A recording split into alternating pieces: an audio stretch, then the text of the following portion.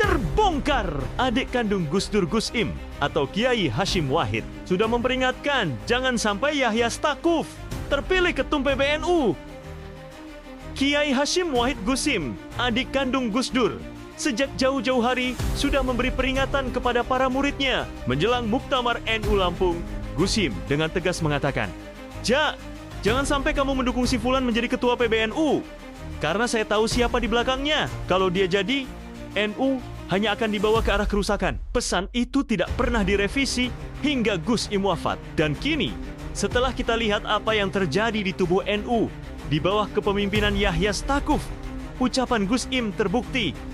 Gus Im tahu, di belakang Yahya ada jejaring Yahudi dan Zionis. Karena itu beliau mewanti-wanti, jangan sampai NU dipimpin oleh orang yang justru memberi panggung bagi antek-antek Israel. Fakta-fakta terkini pun semakin memperjelas kekhawatiran Gus Im.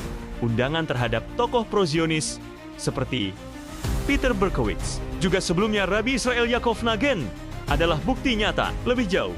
Menurut informasi yang tidak bisa dipublikasikan secara terbuka, Gus Im bahkan pernah menyebut jauh sebelum wafatnya bahwa NU akan rusak sampai tahun 2026.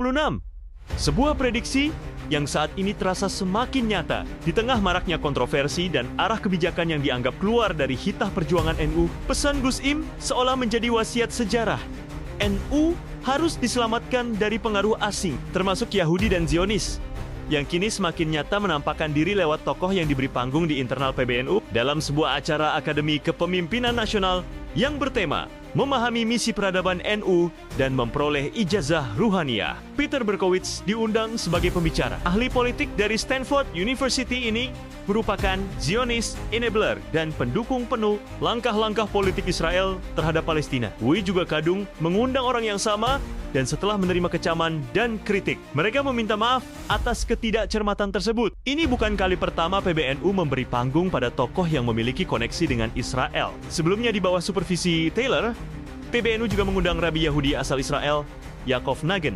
Kala itu, banyak juga yang mempertanyakan, tapi Ketua Tanfiziah memberi pembelaan bahwa Rabi Yahudi itu tidak tunggal. Banyak juga yang menginginkan perdamaian.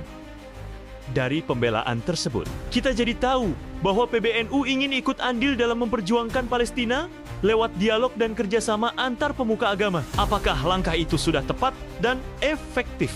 Jawabannya bisa kita tengok langsung di Palestina. Faktanya, genosida terus berlangsung. Netanyahu tidak peduli seruan Rabi, apalagi kiai selevel Yahya. Sialnya elit PBNU seperti mengidap gejala Savior Complex Syndrome atau lebih populer dikenal Messiah Complex Syndrome, yakni merasa sebagai juru selamat yang langkah-langkahnya diyakini berdampak besar pada keputusan Netanyahu. Padahal, sejengkal pun tidak. Sekarang malah diperkeruh dengan mengundang Berkowitz di acara yang ada tajuk ijazah ruhaniyah.